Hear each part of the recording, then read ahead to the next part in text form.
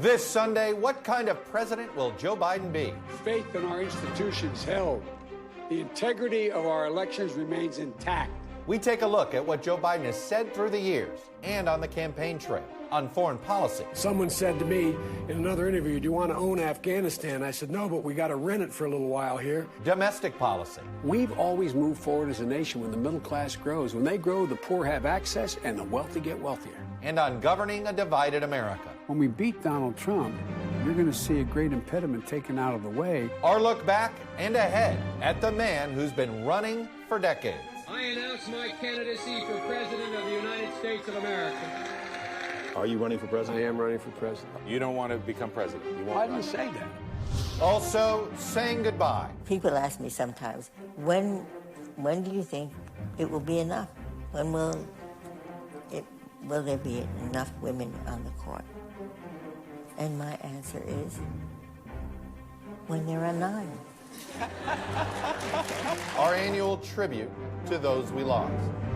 Finally, an American tradition. He will be our president, and we'll work with him, whatever our differences.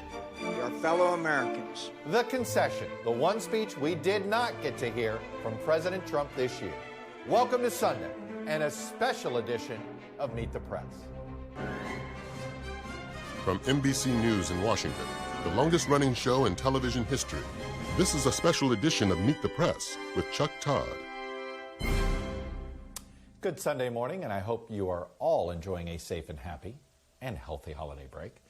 Joe Biden has been preparing to be president for most of his adult life. He was 29 years old when he was first elected in 1972 to the U.S. Senate in Delaware.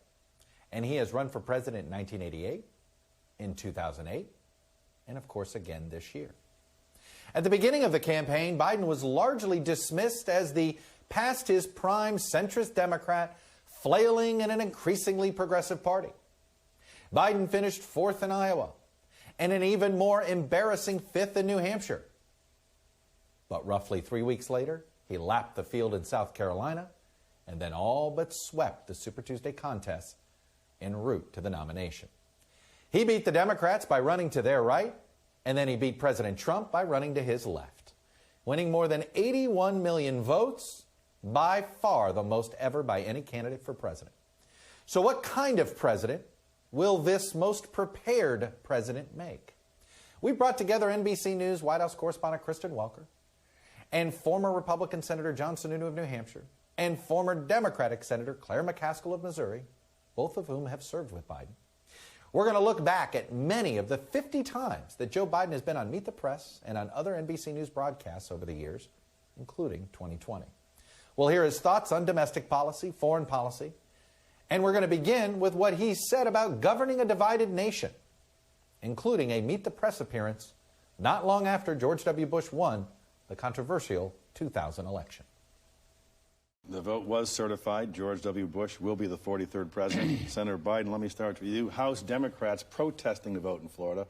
And if they had gotten a senator to join in their protest, they could have had a challenge, if you will, to the Electoral College vote.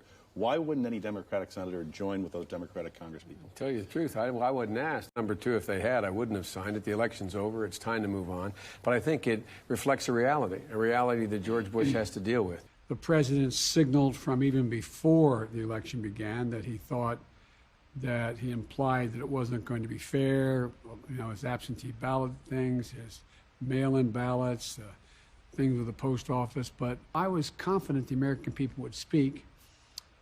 I must tell you, I wasn't confident the president would accept the voice that they sounded. Your other hat, chairman of the Judiciary Committee, have you found one of the new woman senators to serve on your committee? I have found one for certain, and I intend on having 2 on the committee. Come hell or high water, there will be women on that committee. How about the idea of appointing the first Hispanic in history? I think that's a great idea, but it should not be a limiting idea. If he has someone that he likes, he's someone he thinks will foot the bill, I would, in all other things being equal, pick the Hispanic because we should look like America in the court. But do not suggest that you should only pick a woman, a black, Hispanic, or whatever. I hear so often people saying, the president won, he should get his picks. Well, if that were the case, there wouldn't be a thing called advice and consent in the Constitution. There are several circumstances in which the president should not get his pick.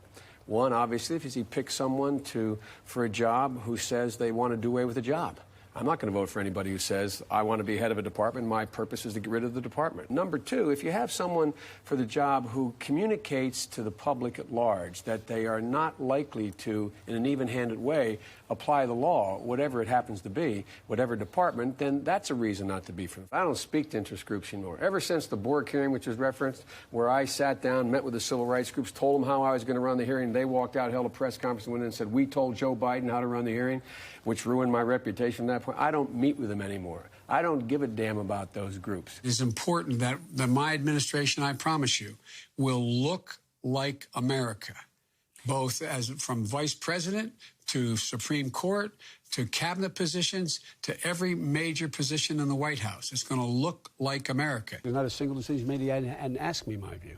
Whether I am the absolute last person, I can't guarantee that, but I know that I am one of the last people that gets an opportunity to make the case to him. And when he has a tough decision, and if he's abroad and I'm here or vice versa, he picks up the phones and he calls. I think the American people are sick of the president's self-indulgence acts, of sexual acts. They're also sick of our self-indulgence acts here in Washington, of liking this process so much we're keeping it going. There's nothing you can do in history. This guy is condemned in history for the acts he committed. Everyone knows what they were. They're there. They'll be in the history books. Watching President Trump over the last couple of weeks, what lessons do you think he has learned from impeachment? That, in fact, he's been released of any shackles were on him called the Constitution. I've never seen anyone, and I've been a chairman of the Judiciary Committee for years and years. No one, including Richard Nixon, I was there at the end of his term, no one has weaponized the Department of Justice. Some Democrats want investigations to go forward against President Trump after he leaves office. Do you support that? I will not do what this president does and use the Justice Department as my vehicle to insist that something happen. There are a number of investigations that I've read about that are at a state level. There's nothing at all I can or cannot do about that. Well, I got here, and a lot of old segregationists were still here. Yet we did not engage in arguments about motive. We engaged in arguments about policy. And all of a sudden, in the mid-'90s, it became, if you're not with us, you're not a good Christian. If you're not with us, you're not moral. If you share a view, you are unpatriotic. The whole nature of the debate changed. You had senators talking about the President of the United States on the floor calling him Bubba.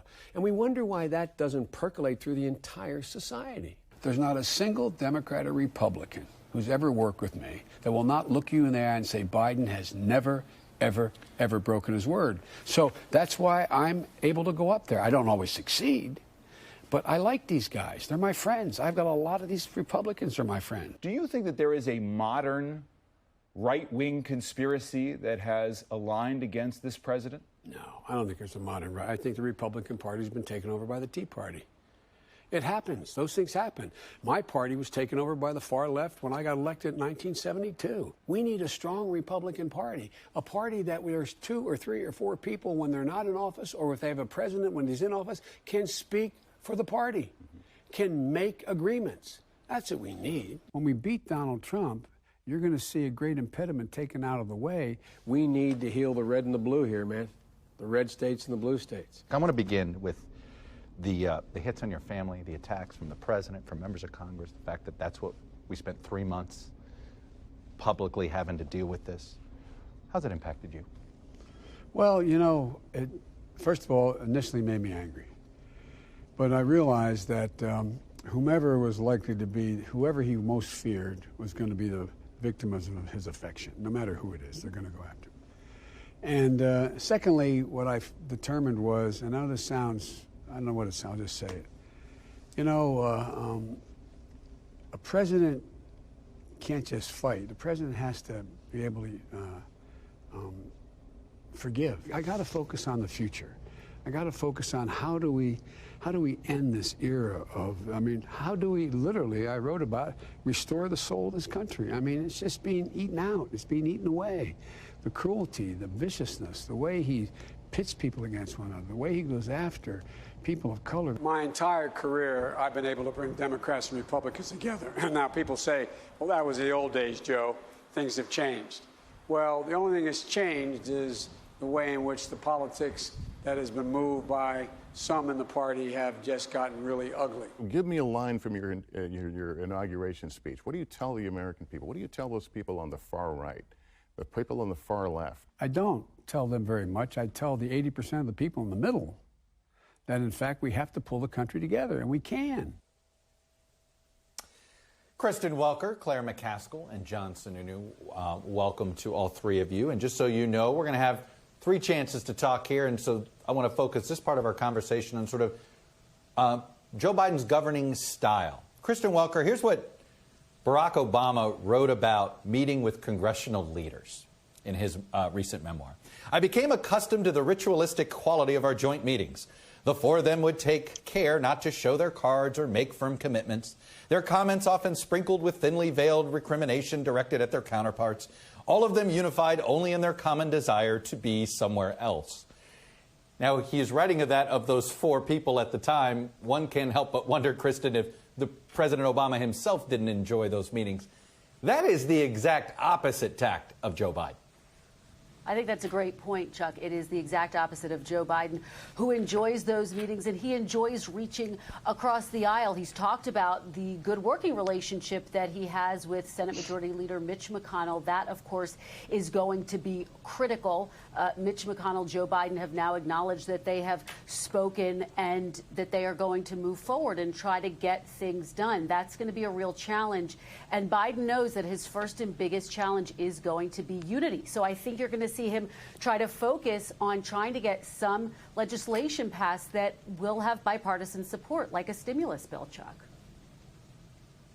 You know, Claire McCaskill, going back through our recent presidents, there's not been one in my lifetime that actually likes Congress. They love, every one of them complained about it. You have to go back to LBJ, who seemed to love working with Congress, right? Knew how to love the Senate. Biden is more like an LBJ in his love for the Senate. Can he use that to actually get things done? Well, he knows how it works. And he enjoys the personal relationships. And keep in mind, Chuck, there are going to be 3 Democratic senators from states that Trump won handily. And there's going to be somewhere between 3 and 5 Republican senators from states that Biden won handily. That group of senators is going to be where Joe Biden has his opportunity to put together a 51 margin that could go around Mitch McConnell if he is leader in terms of getting things to the floor and actually getting a bipartisan deal done. That's what he'll be focused on. John Sununu, we've seen it already. Washington's favorite new odd couple is going to be Joe and Mitch. You can see these headlines here. It is going to be the most important relationship at Washington. It was interesting. Here's what McConnell put in his book about why he preferred working with Biden over Obama. And he wrote this. The reason we could get a deal done and that I could work with Joe was that we could talk to each other. I could tell him how far we could go and how he would reciprocate. Unlike Obama, Joe made no effort to convince me that I was wrong or that I held an incorrect view of the world. He just simply took my politics as a given, and I did the same. I've heard this critique before from some senators, even Democratic ones, regarding President Obama, regarding President Bush. Senators want to be taken at face value, do they not? Well, if they're going to be effective, their word does have to mean something, and you've seen in your personal experience how much it means to Joe Biden. You know, love him or hate him, he's committed to that. It's not enough just to know the Senate, but he's actually chaired important hearings. He's negotiated important deals. I mean, he really has participated in the process and done so effectively because of the characteristics you described. And you cannot overemphasize the importance of this relationship between McConnell and the president-elect, because the only way anything will get done is if the president-elect, then President Joe Biden, negotiates with Mitch McConnell, comes to an agreement. That agreement moves through the Senate, and then it's accepted by the House. It's 51 votes means nothing in the Senate. to disagree a little bit with Claire. It will take an agreement with Mitch McConnell, a majority of Republican and majority of Democrat votes, more than 60 votes to beat any potential filibuster. That's the agreement that has a chance of getting signed into law, nothing else. Kristen Walker, what does the incoming Biden administration, how do they view, obviously the Georgia runoffs, could change the trajectory, but are they assuming that no matter what, McConnell's going to be a hurdle, so they got to figure out how to work with him?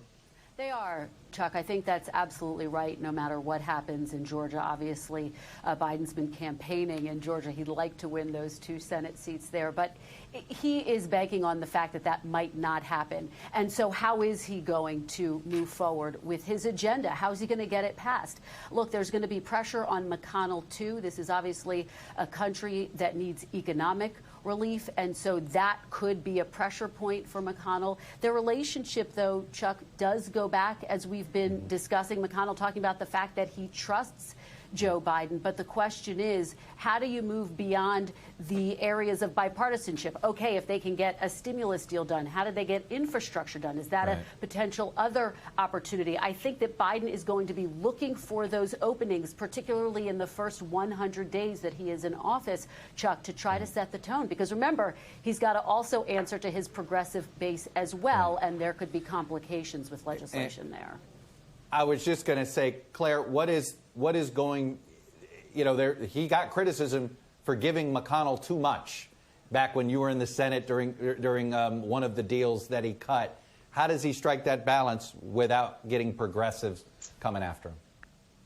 Well, first of all, the progressives are going to want to get something done. They're going to want to get something done on infrastructure. They're going to want to get something done on a stimulus, a serious economic package moving forward past the pandemic. And the reason I talked about 51 votes is just look what happened on this last COVID aid. A group of bipartisan senators got together, and McConnell got worried that there were 51 of them that could force a vote on the floor around him, and then he finally moved. I'm talking about 51 senators as leverage to force McConnell to allow something to get on the calendar and get on the floor for an actual debate and vote. All right. Well, I'm going to pause the conversation there. Don't worry, John. You'll get a chance to respond as well. But we're going to also take a look at what Joe Biden has said over the years about domestic policy, starting, most importantly, with health care. Will the president sign a bill that does not include a public plan as an alternative to private insurance? Again, we've made it clear that we think there should be a public plan. So the question is, what is the public plan? Is the public plan just Medicare? Is that the public plan, that you add everybody on to Medicare who is going to need help? Or is a public plan something further down the continuum? This idea that I'm not the progressive in the race, I mean, my Lord, if I get elected President of the United States with my position on health care, my position on global warming, my position on foreign policy, my position on the middle class, this will go down as one of the most progressive administrations in American history. But what you're up against is things that are almost fanciful, like, Medicare for all. Part of being president is not just the idea you have, can you get it done? Have you ever done anything big? Have you ever been able to put together coalitions? The American public is really strong and tough. The first thing we should do is listen to the scientists. Secondly, we should tell them the truth, the unvarnished truth. The American people have never shied away from being able to deal with the truth.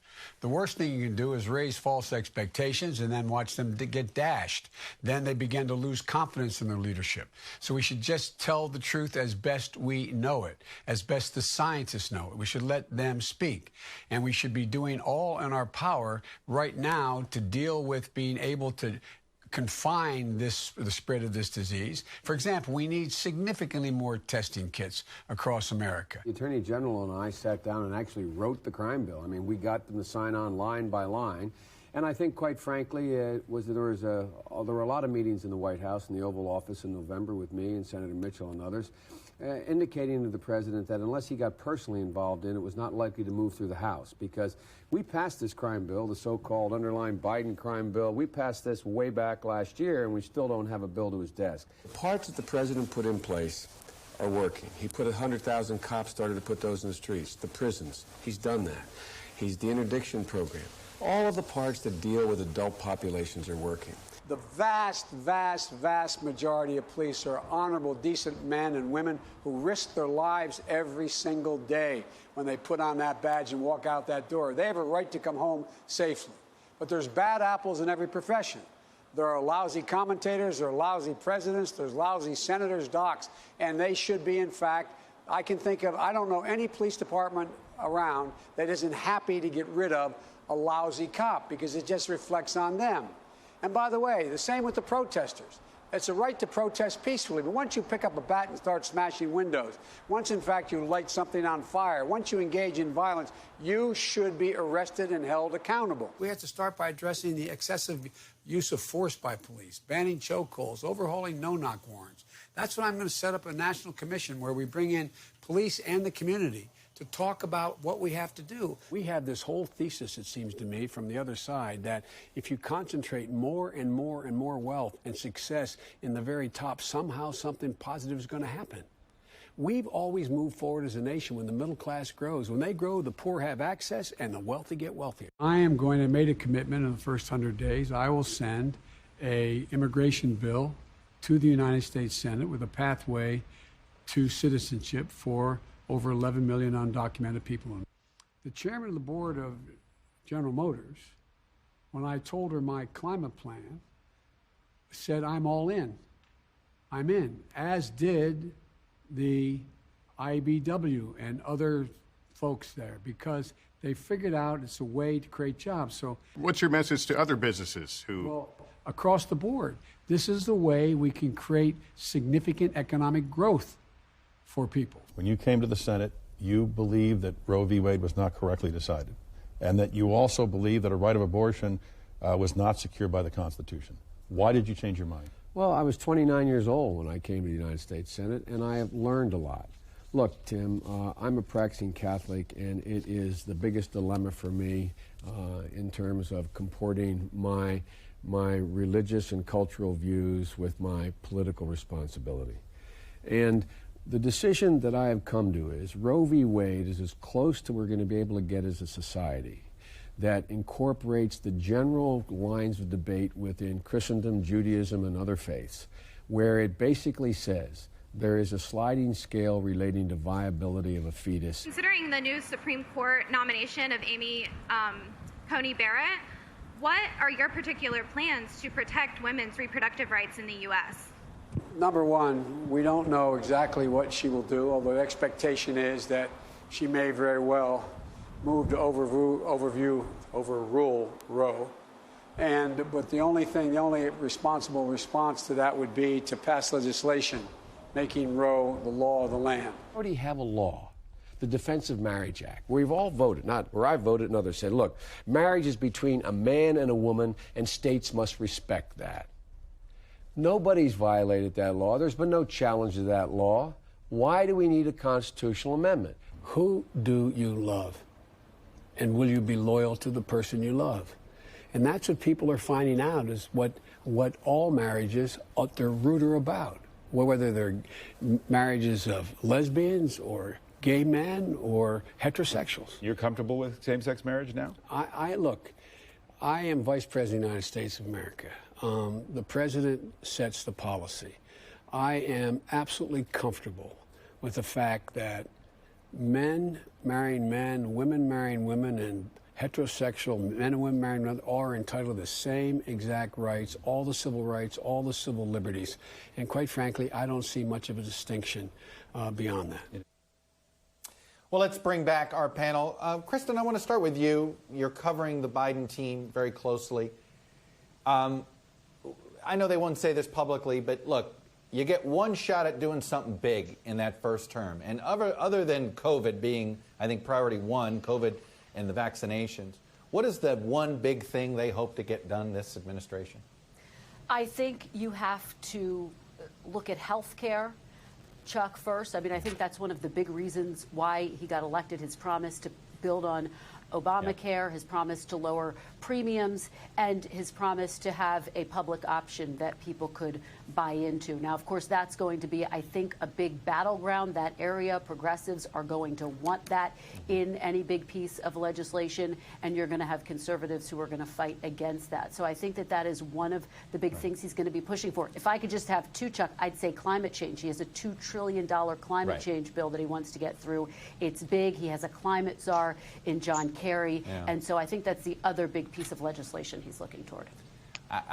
You stole my thunder a little bit there. I absolutely, that was basically the second big piece I wanted to go. John Sununu, where are Republicans, in your mind, obligated to work with Biden on the domestic side of things? Well, I don't think it's where the question of where they're obligated. It's where the opportunities. And the opportunities are on executing and completing the work that needs to be done on the pandemic. Infrastructure was mentioned. Taxes are mentioned because there are tax provisions that are going to expire and result in significant tax increases in the next couple of years if they're not extended. Those are opportunities, and they're actually quite important economically. Quite frankly, if he decides to spend all of his time on health care or try to legislate climate change, they're going to waste time, they're going to instill division, and all of that talk about unity is going to go right down the drain, because that is simply not the way to do it. The good news is, as your clip showed, Joe Biden has never really been bound by any rigid ideological principles. You know, one senator's flip-flops or another senator's evolution, and that can be a strength because that provides real opportunity for the kind of negotiation led by Mitch McConnell through the Senate and enables you to get things that you can send to the House that can get to the president's desk. The biggest challenge for him is going to be the hard left of his own party, because he needs to distance himself from the crazy ideas of defund the police and Medicare for all and the Green New Deal. And if he's unsuccessful, if the left in the House feels empowered, they can prevent anything from happening, because they're going to have to accept a lot of compromise. And I was a Republican in the House when we had the majority at a time when we had to suck up a lot of compromise that came our way from the Senate. But it's the only way to get things done. Claire McCaskill responded, John Sununu there. He said, look, if he goes and targets healthcare and climate, it's going to be a fight and it's going to be hard. And I'm sitting there going, okay, let's say Joe Biden's running for re-election and the convention in Atlanta in 2024. What is the accomplishment he's got to have, both on healthcare and climate, to feel good about having a successful domestic agenda? Well, I think it's to be determined, but let's keep in mind one thing, Chuck. That is, we've just had a president who has used executive powers beyond all realm of one's imagination before the days of Donald Trump. And I don't think that Joe Biden will ever go as far as Donald Trump went with executive power. But Trump has shown that you can do things as radical as taking money from the Pentagon to build a domestic project without congressional approval. He tried to wipe out all kinds of immigration law just with the stroke of a pen. So that is in Joe Biden's back pocket. And I know the Republicans will scream executive power abuse, just like they're probably going to scream deficit, even though they were quiet as a mouse about deficits and executive power over the last 4 years. No, I do think that a lot of people are going to have to change their outrage talking points on different channels. We shall see. Let me pause here. We're going to do a little foreign policy for the next round here. When we come back, what we might expect from Joe Biden on foreign policy. Stick with us. Welcome back. We can expect President-elect Biden to reverse many policies President Trump put in place, which themselves were reversals of Obama-Biden administration policies, as Claire was just noting on executive power. But Mr. Biden has promised to rejoin the Paris Climate Treaty, reestablish the Iran nuclear deal, and put an end to coziness with Russia. So let's take a look at some of what the president-elect has had to say on foreign policy from all the way back in 1980 to this year. Ted Kennedy said yesterday voting against the war in Iraq was the best vote he ever cast in his 40 years in the U.S. Senate. Is voting for the war the worst vote you ever cast in your mind? I don't think so. I think misunderstanding this administration is the worst miscalculation I've ever made in my career. I acknowledged it was a mistake to trust that he wasn't going to go to war. Yeah, was that on him or was it on you? Well, I took his word for it. I took his word for it. And I acknowledged for a long, long time it was a mistake to have given him that authority and that he abused. He wasn't supposed to do that. So that was my fault for trusting his word. One lesson out of my generation, and I'm 37 years old, the so-called Vietnam generation, is that we cannot conduct foreign policy in a belligerent manner without the full, total backing of the domestic population of this country. He's in Kabul, Afghanistan, has spent the last 4 days in the war zone. Someone said to me in another interview, do you want to own Afghanistan? I said, no, but we got to rent it for a little while here. This government needs at least 2 years in order to be able to put together an Afghan army. 10 years, Mr. Vice President. Can't you just say straight whether we're winning or losing? Don't the American people deserve to know something about where we really stand? The one thing I've never been accused of is not being straight. We are making progress. Are we making sufficient progress fast enough? The answer remains to be seen. The answer is that I think as it goes on week after week, the prospects increase, not diminish, that we will successfully gain the release of the hostages. I think the president is acting precisely the way he should. I think there's a logical progression, and I think it will result in the release of the hostages, but I have no crystal ball. God only knows. Is this president going to be the one who allows Iran to go nuclear, or is he the president who stopped it? He's going to be the president that stopped it, God willing. We are not going to allow Iran to go nuclear any more than the rest of the world is going to allow it to go nuclear. What we were able to do is bring together the world to see to it that Iran would not be able to get a nuclear weapon, period. We had the most intrusive inspection regime that existed ever in an arms control agreement. International inspectors on the ground in all the places where they could either reprocess or do anything to move toward a nuclear weapon. What I'm worried about is that this totally isolated regime with a guy who doesn't seem to understand anything is going to do something very, very stupid that ends up in a shooting war in the Korean Peninsula where they have 30,000 pieces of artillery or 10,000 pieces of artillery that can take out a significant chunk of South Korea. John Kennedy, quoting a muscular Democrat, John Kennedy said we should never negotiate out of fear. We should never fear negotiation. We're so big and so strong. The idea that we're not sitting down having to come to an altar call with the leader of North Korea in a private meeting and saying, Jack, let's tell you what the deal is. One-on-one? One-on-one. I called for that 3 years ago. That's not born out of weakness. I spent more time with the soon-to-be president of China, Vice President Xi. I have never failed, including when he was hosted at the State Department, to say human rights. Human rights is critical. I think Russian President Putin is trustworthy? I think the answer is no, I don't. Sort of like in baseball, you throw a high, hard one to send a message. Why haven't we sent a message yet to Putin? We're sending a message. We have the capacity to do it. And the message he'll know it? He'll know it. And it'll be at the time of our choosing and under the circumstances that have the greatest impact. I've taken on the Castros of the world. I've taken on the Putins of the world. I've taken on all these dictators. I haven't cozied up to them.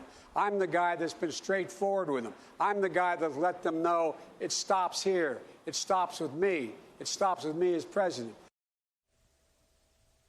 We're going to get our panel's take on all of that, plus what the Biden administration's foreign policy is likely to look like right after this break. Why is it too early to announce, to decide? Well, you're going to have to ask my wife, who's here in the audience. You told Roll Call, the capital of the newspaper, you're thinking about running for president. No, I'm not thinking about running. I absolutely not going to run. Not. You're going to run for president? I haven't made that decision. But you're thinking about it? Yes. Which way you're leaning?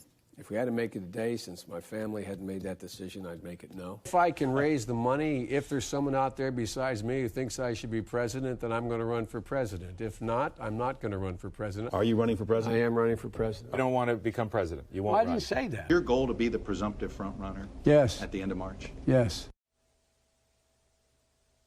Welcome back. That, of course, was Joe Biden running and not running, but mostly running over the course of the last 32 years. let me bring back the panel. And I do want to first start with foreign policy. I do want to ask everybody's opinion about how does he handle the second term question and when does he do it. But Claire McCaskill, how would you describe what kind of foreign policy you expect Joe Biden to enact? Like, how would you describe it, and is there a model president to compare it to? Well, he's inheriting a crisis, this hack that has occurred from Russia that has filtrated a number of federal agencies and even indications into some of our most secure systems as it relates to nuclear power. He's got a crisis on his hands, and it will be an opportunity for him to send a strong signal to Russia, either on Front Street or behind the curtain, where they can feel the impact of a new sheriff in town when it comes to Putin and Russia.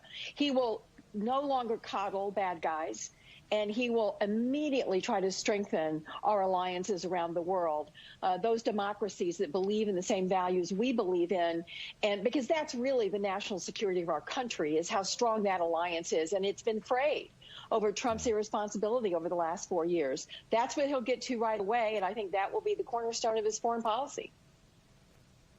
John Sununu, I expect that there is a lot of opportunity here for bipartisan work by Joe Biden, at least when it comes to China, Russia, alliance building, NATO, things like that.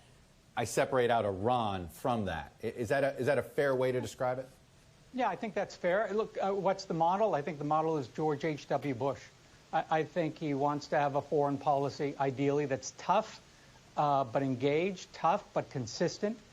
And honestly, consistency has been a shortcoming of the Trump administration. I do think he has some really strong frameworks to work from. You know, setting aside Trump, the personality, I think the framework he has in China, a strong tariff regime, strong enforcement regime, a China that knows we're serious about enforcement of intellectual property and other issues. We're willing to engage on human rights. That's a good starting point for this administration. A free trade agreement with Mexico that's been renegotiated, includes labor and environmental provisions for the first time, has better enforcement mechanisms than the original NAFTA.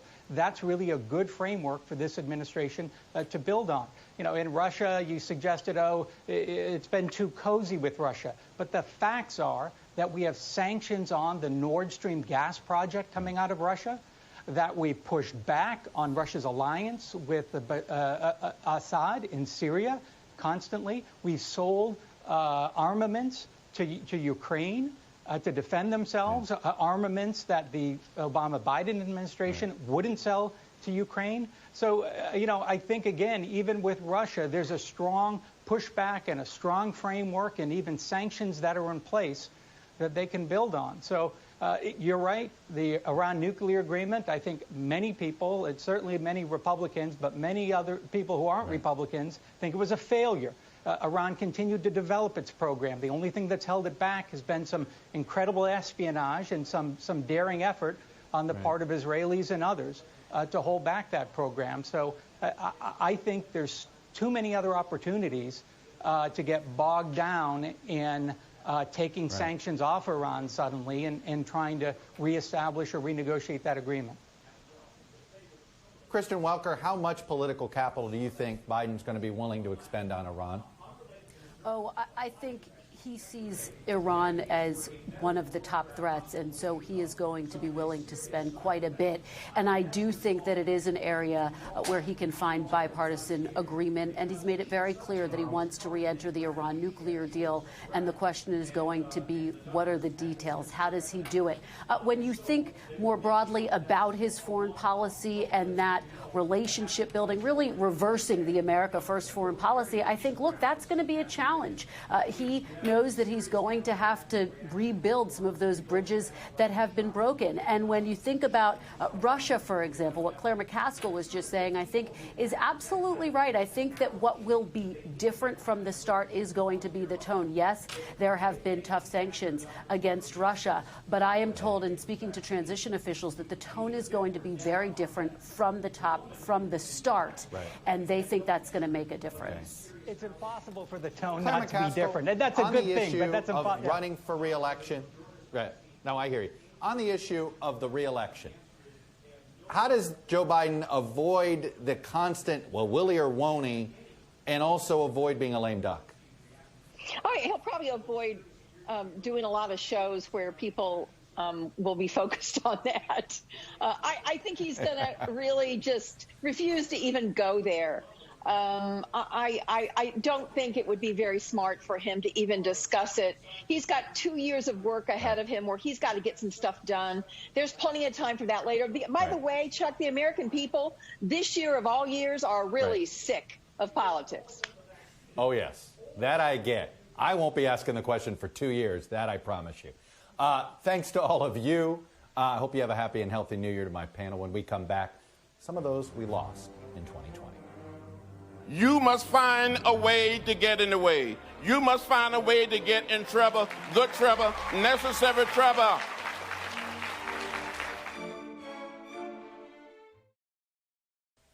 Welcome back. As we do every year, we want to take a moment to look back at some of the iconic people in politics, culture, and media whom we lost in the past 12 months. People ask me sometimes, when do you think it will be enough? When will there be enough women on the court? And my answer is, when there are 9.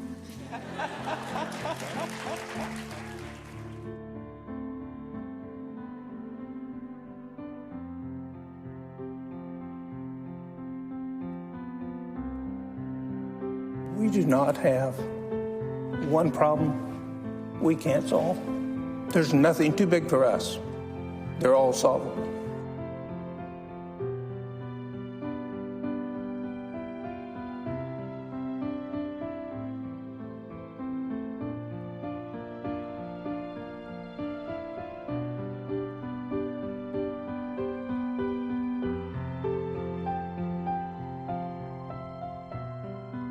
I liked what I was doing. I liked work. I liked the stars and the stories we were telling, and it was a joy.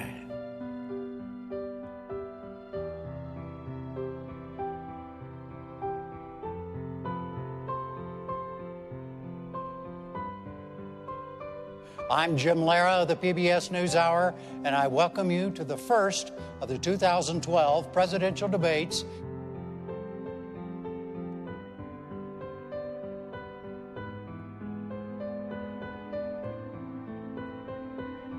Sometimes you need to get knocked down before you can really figure out what your fight is. Wakanda forever!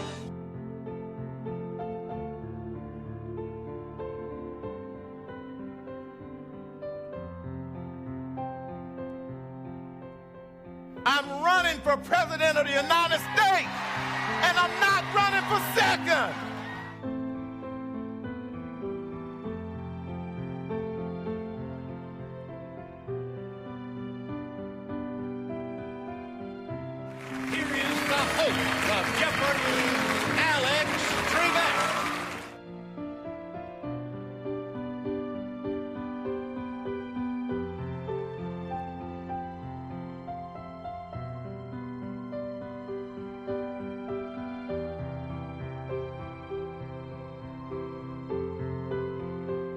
We do not want our freedom gradually, but we want to be free now.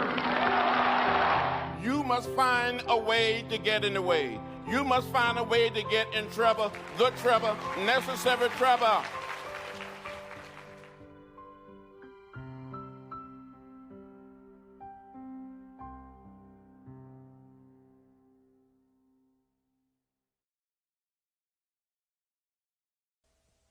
Welcome back. When we look back on the Trump presidency, one of the things we see, for better or for worse, is a trail of shattered norms. Among them, the president's refusal to even make a concession speech. It's a shame because concession speeches can begin to heal our wounds and remind everyone that what unites us is greater than what divides us. Concession speeches have become a staple of American democracy, dating back to 1896. When William Jennings Bryan sent the first known concession telegram to William McKinley. Over the years, they have morphed from private, polite courtesies to public displays of peaceful transition of power. The first televised presidential concession speech was in 1952. It is traditionally American to fight hard before an election. It is equally traditional to close ranks as soon as the people have spoken. Since then, every losing major party nominee has delivered some sort of televised remarks. We didn't win, but we made history, and that fight has just begun. America must always come first, so we will get behind this new president and wish him well. I so wish that I had been able to fulfill your hopes to lead the country in a different direction, but the nation chose another leader. Some have done it early on election night, before some polls even closed. I promised you 4 years ago that I would never lie to you, so I can't stand here tonight and say it doesn't hurt. In close races, they happened the day after Election Day. I would not give up this fight if there was a chance that we would prevail. This loss hurts, but please never stop believing that fighting for what's right is worth it. Or even over a month later, after the 2000 Florida recount. Let there be no doubt, while I strongly disagree with the court's decision, I accept it. The speeches usually preach unity. We've got a president-elect. He's going to have my help. He will be our president, and we'll work with him. Whatever our differences, we are fellow Americans. And please believe me when I say, no association has ever meant more to me than that. With occasional comedy. Tomorrow will be the first time in my life I don't have anything to do. Gerald Ford, suffering from laryngitis, had his wife give most of the speech on his behalf. The president asked me to tell you that he telephoned President-elect Carter a short time ago and congratulated him on his victory. The speeches are not limited to general elections. The work goes on, the cause endures, the hope still lives, and the dream shall never die.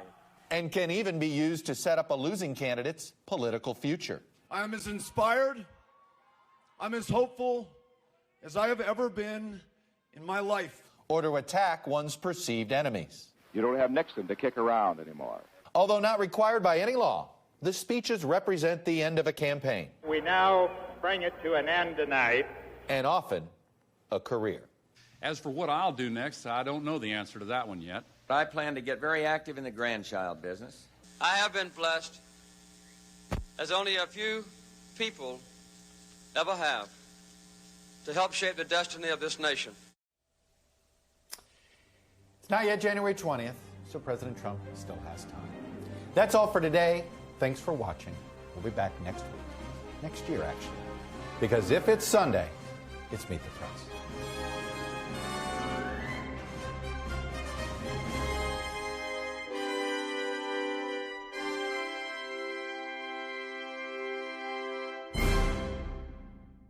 Hello from Washington, I'm Chuck Todd, and thanks for checking out the Meet the Press channel on YouTube. Click on the button down here to subscribe and click over here to watch the latest interviews, highlights, and other digital exclusives.